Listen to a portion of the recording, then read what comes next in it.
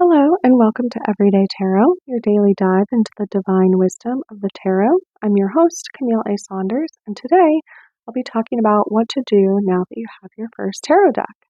So, whether you're a seasoned tarot reader or just starting to explore, this podcast offers daily insights, intuitive messages, and practical advice drawn from the cards. Each episode is designed to help you connect with your inner wisdom, find clarity in your decisions, and tap into the energy of the universe. Tune in every day, Monday through Friday, for fresh perspectives and empowering guidance from the tarot as interpreted by me. All right, so let's get into our main discussion about okay, so now you have a tarot deck. What do you do? So you got your first deck. Congratulations. As I spoke about on a prior episode about tarot myths you might have heard or read, that you can like getting to know your deck, that you have to carry it around in your purse or put it under your pillow for days before working with it. I would say do whatever feels right to you. If you want to tear open the package, pull a card in your car in the parking lot of the witchy store you just bought your deck at, have at. Some people say you should cleanse your deck at this point now that it's kind of in your possession.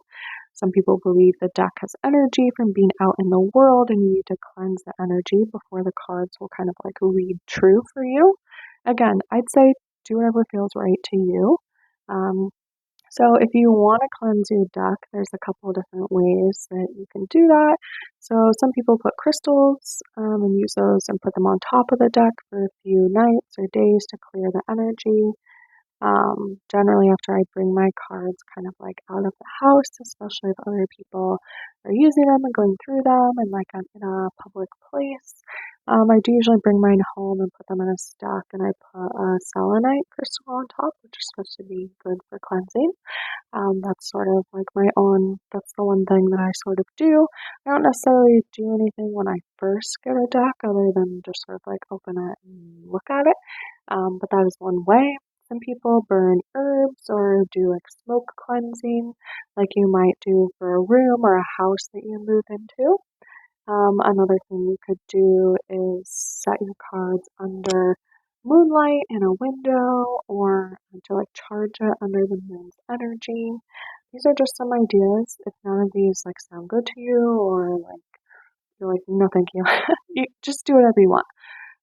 Part of what I'm here to do is encourage you to find what works for you. And I say, screw the rules and just kind of figure it out for yourself.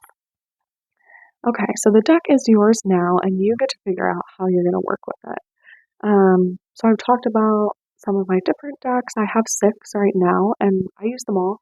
I'll use different ones in different situations. Sometimes when I read for different people, I sort of feel like I get an intuitive idea of like what deck is right for me to use at any moment, or a deck might sort of like come to mind when someone asks me for a reading.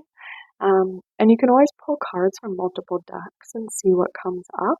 Sometimes you can pull the same card from 2 different decks and just kind of like see like what feels like it matches up. Like, does it have the same vibe, or like what do you feel like is different between them? So I would encourage you once you get home again, or whatever your comfortable space is, you open up your tarot cards again. Usually they're like covered in like a plastic cellophane thing, and take them out and you look through all the cards. So usually tarot decks come in order of 0 through 21 of the major arcana cards, and then like ace through 10, page, knight, queen, king of each suit. And that's usually the order that the cards are in when you get them. So like one idea is you can spread them all out on the floor so you can see all like the images at once. You could like hold the deck in your hand and just go through like one card at a time, and just like, look at it and get to know it. You could even shuffle the cards, like go ahead and do that, and then pull one out. And this could be like your first tarot reading. And I recommend setting aside some time to play with the cards. It doesn't have to be like the first day you get them, but I would say like soon after you get them, right? Usually you're going to be excited about it. And so again, you can shuffle in whatever way feels good to you, and then pull a single card or more. You can create different piles and pull from those. You can cut the deck and do it. So yeah, however you want to do it, you pull a card or cards. I would just say, like, what do you see? Like, what do you think the image means? What symbols or what, like, pictures are on the card, and what stands out to you?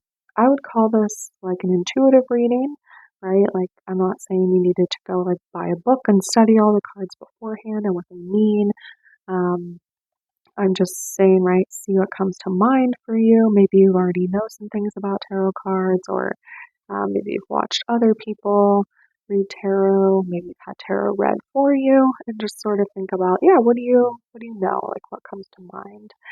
And again, if you'd like to memorize all the card types, you can do that. I think, like, it can be intimidating to new tarot readers. I know it was to me. And I'll be elaborating more on that next episode when I talk about reading tarot cards for yourself. But if that's, like, what you would prefer to do, like, there are ways to do that. Again, like, some people have courses to learn the cards. There's, like, apps. There's books. And I'll be talking again more about, like, memorizing versus intuitive reading next episode as, like, the main topic of reading for yourself. So I'm going to stop there for today. And hopefully, with a shorter episode today, you have some time to pull out your new deck and take a look at it. If you are already a tarot reader and you're just consuming this podcast because you love tarot, maybe this will give you, like, some new, insight or ideas about how to look at your cards in a new way. Maybe you got a new deck and you've been thinking about how you want to get to know it. So yeah, these are some ideas. All right, so let's dive in and see what the cards have to say today. All right, so for today, I'm going to be pulling a card from the Sasarabito Tarot deck by Stasia Burrington. It's the first deck I got, which I thought would be appropriate for this episode where we're talking about how to, what to do when you get your first deck. So I pulled the Five of Pentacles in reverse, and I'm going to look in the book and kind of see what it says, and then maybe give you a little extra of what I'm thinking about. Again, fives are usually sort of like the middle card between, like, the ace and 10 in a suit. This card is in reverse, so when I look at it, I look at the image, which you can always look at on my website. It's like a person kneeling down. They're not clothed. And there's, like, a plant that looks sort of like withered, like a single one. And then there's 5 stars or pentacles, like, above them, sort of in the air. So a 5 of Pentacles is usually, like, loss, hard times, insecurity. When I look at this card, it does give sort of like a sad, almost like estranged, or like, yeah, something vibe. So it says the woman on this card is sullen, weak, and hungry. In front of her is a sad-looking plant growing out of the cold, hard ground. However, 5 bright stars shine overhead. These symbolize sources of support and warmth. They may not be right in front of you, but if you go looking, they exist. This card represents a rough patch and can indicate feelings of rejection, exclusion, disapproval, and lack of support. Physically, it may point to ill health and a refusal or unwillingness to take care of your body. This card is of poverty, financially, bodily, emotionally. Times are hard and it sucks, but it's temporary, so either look outwards and seek the help of others, or turn inwards and find new resources from which to draw yourself out of this funk. And this deck, actually, they write, like, what a reversal means in the book. So because this one is reversed, I am going to read that too. So it says, this reversal suggests that a period of strife is over or nearing an end. Things are getting better. And all right, that's what it says there. So again, maybe you were going through a hard time or loss, or just feeling like a lack of resources, and that time is coming to an end. We're nearing an end. So maybe it's already over, or maybe it's kind of wrapping up. So the times are hard and it sucks, but it's getting better. Yeah, so that's kind of what comes up from this card. And then thanks so much for joining me today on Everyday Tarot. Just as a reminder, the podcast will come out daily, Monday through Friday, for all of 2025. All right, see you soon. Bye bye.